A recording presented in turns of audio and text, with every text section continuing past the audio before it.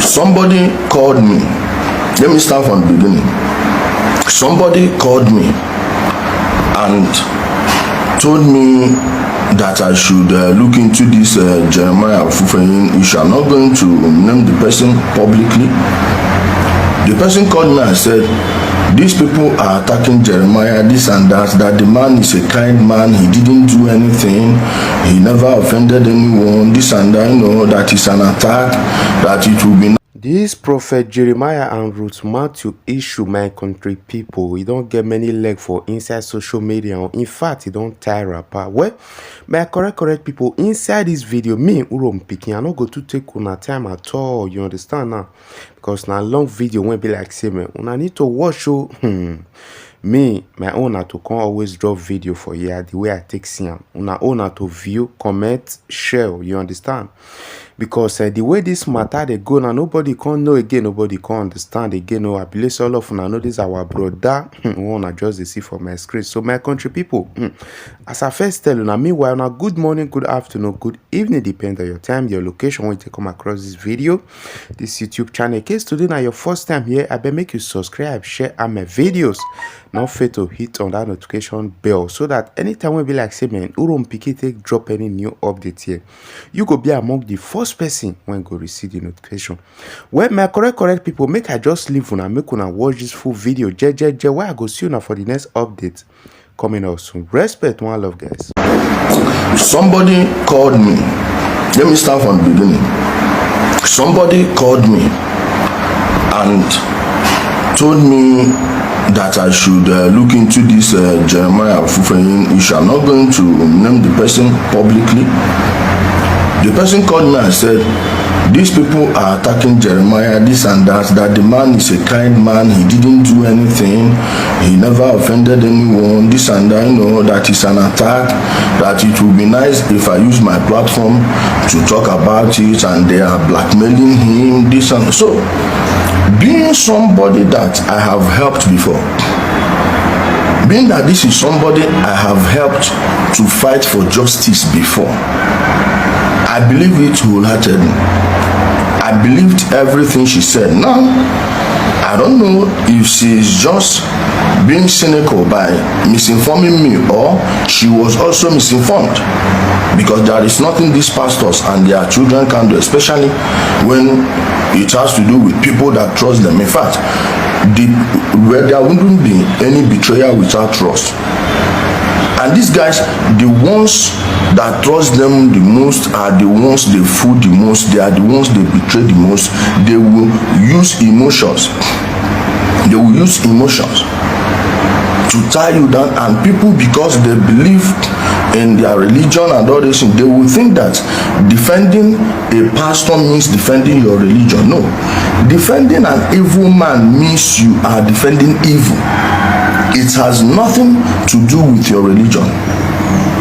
Armed with that misinformation, I went on Facebook yesterday, made that video. I'm not going to delete those two videos. At least let everybody hear what I said there and what I said on this one, and know that genuinely I am giving, okay, genuinely I am giving my time to it. Genuinely I am weighing in on it with the information I have at the moment. And now I am coming back to make this one because I have gotten a better information. In fact, the AIG Zone 5, the AIG Zone 5 is a friend of one of my most trusted brothers. I wouldn't call him a friend. He's like a brother. He's in the UK. The AIG Zone 5, the woman from KB State, knows him very well, and their relationship has been, as old as maybe over 10-15 years. They've known each other for long, because that my friend is a security expert. I will just put it this way. I don't want to tell you where he works or who he works for, but he is a top security expert. He's a top security expert. Now, he called me and was the one that informed me that the woman was no longer in Benin, by the way, that they moved her to Warri from Benin at 4 a.m.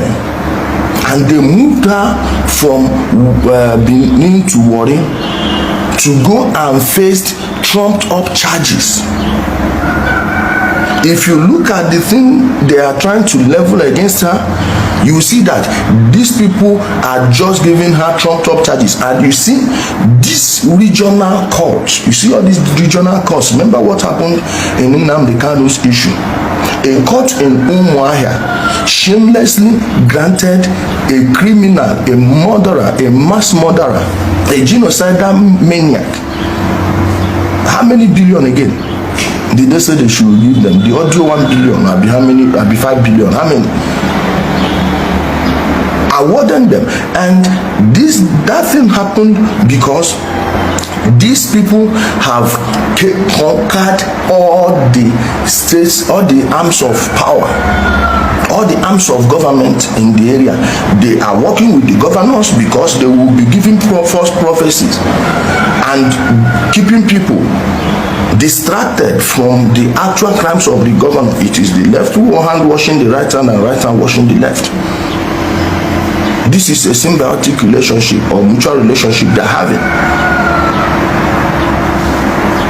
The court, can you believe that they said no lawyer, no single lawyer in Delta State agreed to take up that case? Why? I believe those lawyers have been either threatened or blackmailed. Some of them could actually be paid off, because it was from that person that I heard what happened. An insider from Brekete family. When that my friend called me, because he knows Brekete family very well, Amadisa, other people, Akaramakala, what's his name, Maddox, all these people.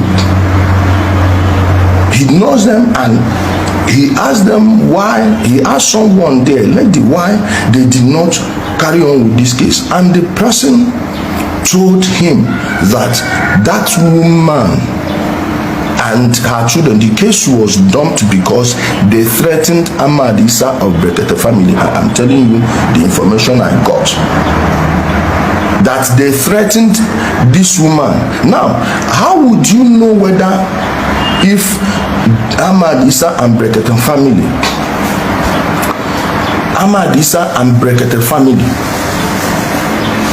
if you think that guy is lying, now check how Amadisa and Brekete family ended that woman's case.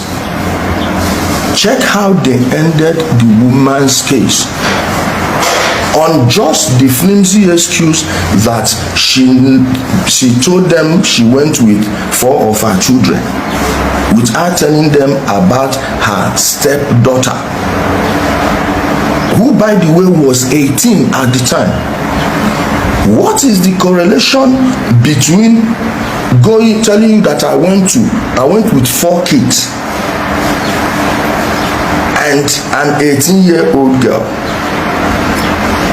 What's the correlation between that? And I'm no longer following your case. Now they said it's because the 18-year-old girl was not mentioned and she didn't tell them the whole truth. For that, they will leave the case.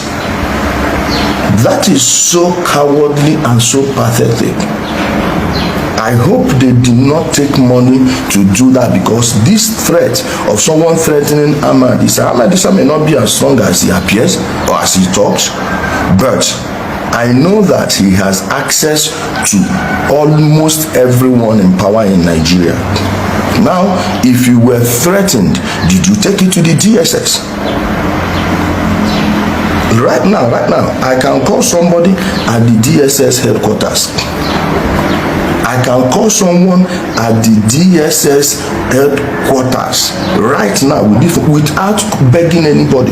Somebody that I am pretty sure was this time now 7:25. Before 8 o'clock, he would be at the headquarters.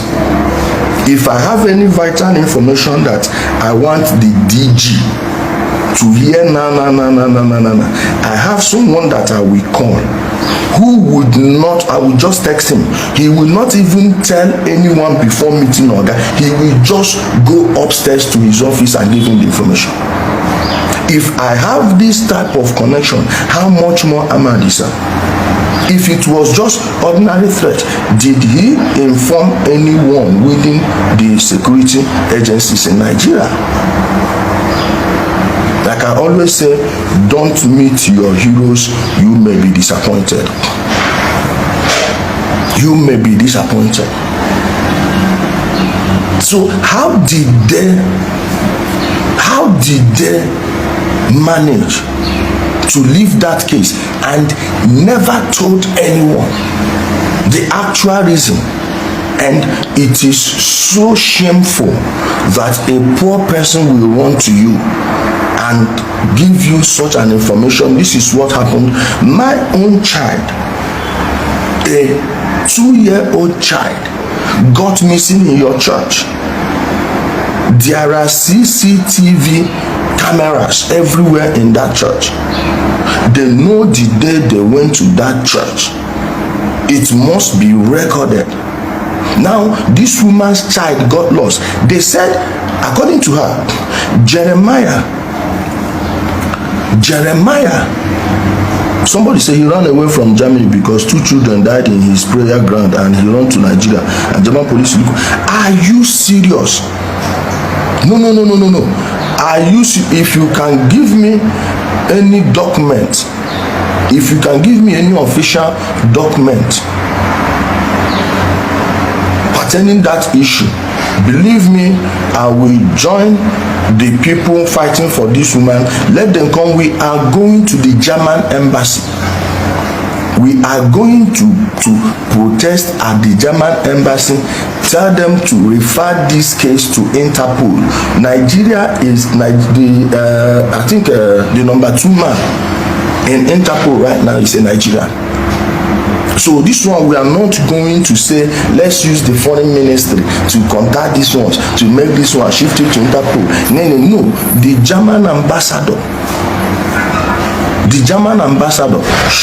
will be the one to contact the Minister of Foreign Affairs themselves, because this has to stop. This is just very terrible. This thing they are doing is so prevalent that, according to the woman, the DPO called Jeremiah in her presence and told Jeremiah that this is getting too much for him, that this report is too much and this woman's case is too open, that he wouldn't be able to cover it up, that this one is too serious. He should return the woman's child to the woman, according to the woman and her people. Now, how do we know whether they are lying, whether the DPO said that or not? Well, let us go approach the court, get a subpoena and take it to the network provider, MTN, Glo, Airtel, what do you call it, 9 Mobile, all of them. Let us go and check whether this DPO made that call. Half a man said, So this German case is so serious. Let us check whether the DPO called Jeremiah, and if he did, that means the call should be released to everyone. The audio, the record should be played across social media platforms. We are talking about killings, ritual killings, all this nonsense. We are shouting politicians. Those politicians don't have a structure as wide as these pastors. Okay? He said Jeremiah paid 1 million to the family in Germany. I don't know about that case, believe me. Let them go and get the call record to check whether the DPO actually called Jeremiah and told him to return the woman's baby to her.